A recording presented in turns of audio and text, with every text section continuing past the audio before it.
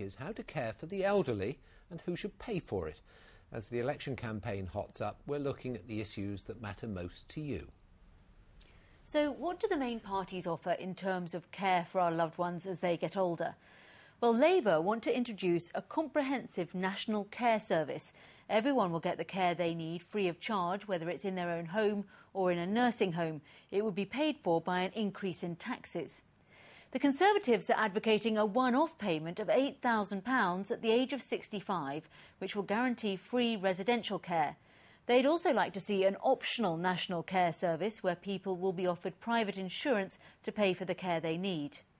The Liberal Democrats want a quasi-national care service where the government and the individual will share the cost and everyone will get some of the care they need. Individuals will then be able to top up. So tonight's big question is, how will we pay for our elderly care? That's the theoretical chemistry book that I wrote. Graham Doggett from Hertfordshire has a brilliant mind. He spent his working life grappling with quantum physics, but his battle now is with Alzheimer's. A rare form of the disease has left him partially blind, struggling to carry out even the simplest of tasks. Left, up. That's it. You've got it. Graham's among around 250,000 people in the East who need care. His wife Sue gets 2 hours of respite a week, but when she can no longer cope, Graham will go to a nursing home, for which he'll have to pay. Under current rules, only the very poorest get free care. The money that we would need would be astronomical, of course. We wouldn't have it.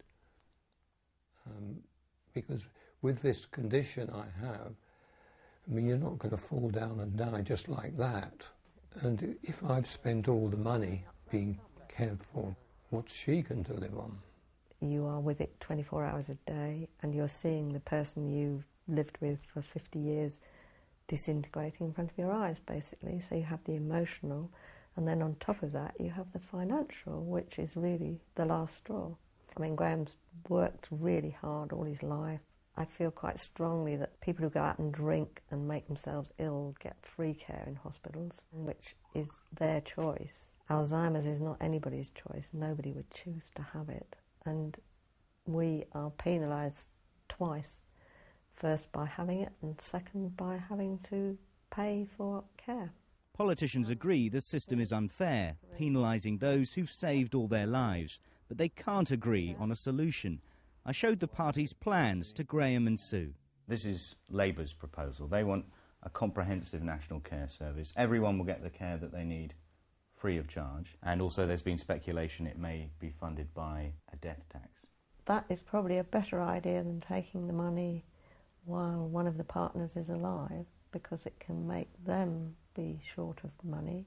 The Conservatives are proposing a kind of optional national care service. That would be a one-off payment of £8,000 at the age of 65, which will guarantee free residential care. It would have to be on a drip, drip, drip principle, because at that age you haven't got much spare money.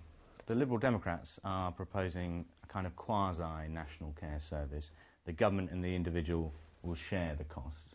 That sounds the fairest one, but people are not going to want to pay a lot more tax in order that older people, as they perceive it, can be looked after.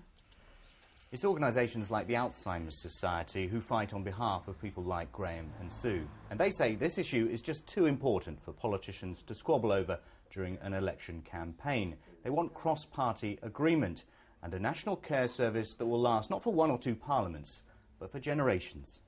All right. It'll take at least 5 years to set up, so Graham and Sue believe there needs to be action, and it needs to be now. Joel Mapp, BBC Look East, Hertfordshire. For the 6 months they were in Afghanistan, soldiers from 3 Engineer Regiment in Essex risked their lives every day. Their job was to find and defuse bombs. It's obviously a very dangerous job. 2 of their soldiers were killed during their tour of duty in Helmand province. Today the regiment was honoured for the work it does. Our Royal Engineer Sappers have done an incredibly brave job while they've been in Afghanistan. The squadron's had a hard tour out there.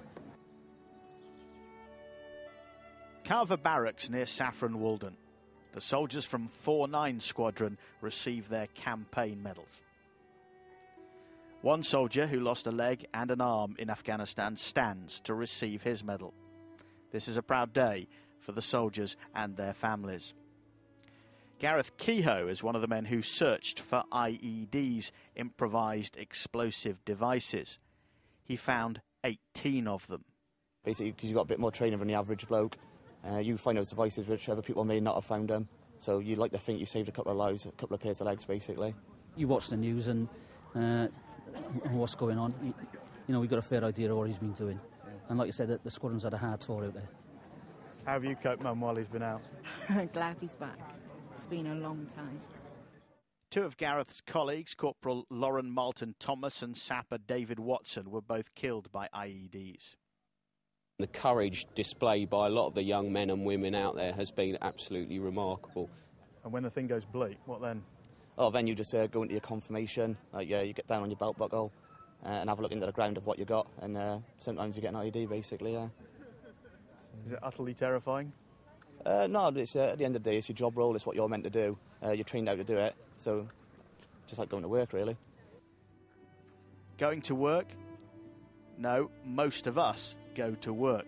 These soldiers do something quite different. Mike Liggins, BBC Look East at Carver Barracks. Right, let's get the weather with Phil. Thank you, Susie. Good evening.